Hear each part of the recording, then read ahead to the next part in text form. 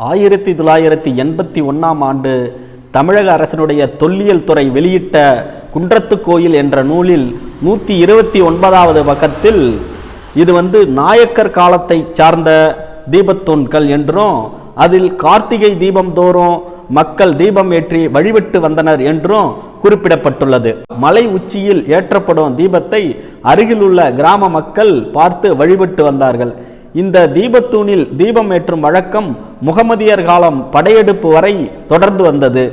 குறிப்பாக தீபத்தூண் மோட்சக்கல் என்றும் அழைக்கப்படுகிறது. பொதுவாக இறந்தவர்களின் ஆன்மாவை வழிபடும் விதமாக விளக்கேற்றப்பட்டு வந்ததாக குறிப்பிடப்படுகிறது. 2 நீதிபதிகள் அடங்கிய இந்த மேல்முறையீட்டு வழக்கில் அரசு தரப்பு, குறிப்பாக கலெக்டர் தரப்பு வழக்கறிஞர் இது தீபத்தூண் அல்ல, இது ஒரு கிரானைட் தூண் என்று வாதம் வைக்கிறார். அதுவே அறநிலைத்துறை வழக்கறிஞர் என்ன சொல்றாரு, இது தீபத்தூண் தான் என்று கூறுகிறார். அப்ப அரசு தரப்பு 2 வேறுபட்ட வாதங்களை முன்வைத்தது குறிப்பிடத்தக்கதாக இருக்கிறது. திருப்பரங்குன்றம் தீபத்தூணில் அந்த தூணினுடைய உச்சியில் 2 முனைகளிலும் செதுக்கப்பட்ட கிண்ணம் போன்ற ஒரு வடிவம் காணப்படுகிறது. இந்த ஆதாரங்கள் மட்டுமே பிரிட்டிஷ் காலத்தில் அவர்களால் விட்டு செல்லப்பட்ட நில அளவைக்கல் என்று சில நபர்களால் செய்யப்படும் திட்டமிட்ட பிரச்சாரத்தை முறியடிக்கிறது. கோவிலுக்கு சொந்தமான மலை உச்சியில் கோயில் தரப்பில் ஆண்டின் ஒரு நாளில் மட்டும் தீபம் ஏற்ற அனுமதித்தால் பொது அமைதிக்கு பங்கம் ஏற்படும் என்று கூறுவது வலிமையான அரசுக்கு அபத்தமானது என்று குறிப்பிட்ட நீதிபதிகள், இந்த குழப்பம் அரசு தூண்டிவிட்டால் மட்டுமே நிகழக்கூடியது. ஒரு அரசு தனது அரசியல் நோக்கங்களை அடைவதற்காக இந்த அளவுக்கு தரம் தாழ்ந்து செயல்படக்கூடாது என்று நீதிபதிகள் தெரிவித்துள்ளார்கள்.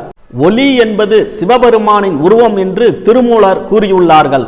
மலை உச்சியில் தீபம் ஏற்றினால் பொது அமைதிக்கு குந்தகம் ஏற்படும் என்று மாவட்ட நிர்வாகம் கூறியது அவர்கள் வசதிக்காக அவர்களே உருவாக்கிய கற்பனை பூதம் என்று குறிப்பிட்ட நீதிபதிகள், ஒரு சமூகத்தை மற்றொரு சமூகத்துக்கு எதிராக சந்தேகம் கொள்ள வைக்கவே இதுபோன்ற அரசு செயல்படுகிறது என்று தெரிவித்துள்ளார்கள். கூட்டத்தால் அமைதிக்கு குந்தகம் ஏற்படும், கூட்ட நெரிசல் ஏற்படும், மத நல்லிணக்கமின்மை ஏற்படும் என்று அவர்கள் சித்தரிப்பது சட்ட ஒழுங்கை பராமரிப்பதில் அவர்களின் இயலாமையை வெளிக்காட்டுவதாக இருக்கிறது என்று குறிப்பிட்டுள்ளார்கள்.